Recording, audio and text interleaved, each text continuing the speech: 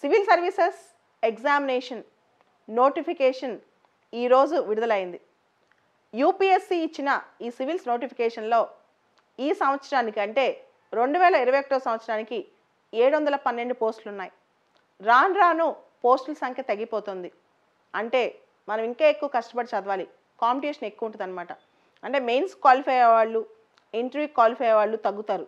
కాబట్టి ప్రిలిమ్స్లోనే ఎక్కువ వడపోతుంటుంది, మనం ఎక్కువ కష్టపడాలి. రెండోది, నోటిఫికేషన్ బాగా చదివి మీరు ఏదైతే మెయిన్స్లో ఆప్షన్ తీసుకుందాం అనుకుంటున్నారో, ఏదైతే సెంటర్లో రాద్దాం అనుకుంటున్నారో, ప్రిలిమ్స్ కానీ మెయిన్స్ కానీ ఇవన్నీ ముందే ఒక చోట లిస్ట్ రాసి పెట్టుకోండి. ప్రిలిమ్స్ అప్లికేషన్లో కొన్ని పార్ట్స్ మెయిన్స్కి కూడా అవి ఫ్రీజ్ అయిపోయి ఉంటాయి. అంటే మెయిన్స్లో అవి మార్చుకోవడానికి ఉండదు. మనం ఇప్పుడే ఆలోచించుకుని జాగ్రత్తగా పెట్టుకోవాలి.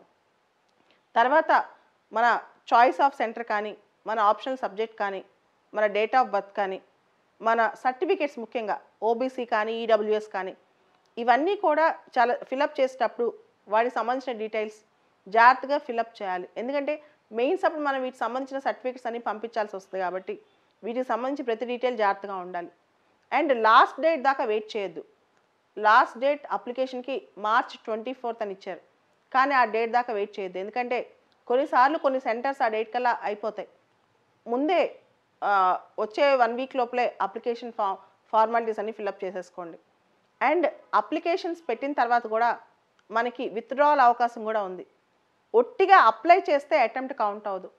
వెళ్ళి అక్కడ ప్రిలిమ్స్ ఎగ్జామ్కి హాజరవుతే ఒక పేపర్ 1 నిమిషం హాజరైనా అటెంప్ట్ కౌంట్ అవుద్ది. కాబట్టి అప్లై చేసినందువల్ల అటెంప్ట్ కౌంట్ అయిపోదు అనమాట. కాబట్టి చాలా జాగ్రత్తగా ఈ ఎగ్జామ్కి అప్లై చేయండి. ఈ నోటిఫికేషన్ వచ్చిన తర్వాత మనకి నెక్స్ట్ 110 రోజులు టైం ఉంది. కాబట్టి ప్లాన్ చేసుకుని జాగ్రత్తగా ప్రిలిమ్స్ ప్రిపేర్ అయ్యి మాక్ ఎగ్జామ్స్ రాస్తే సక్సెస్ అయిపోవచ్చు.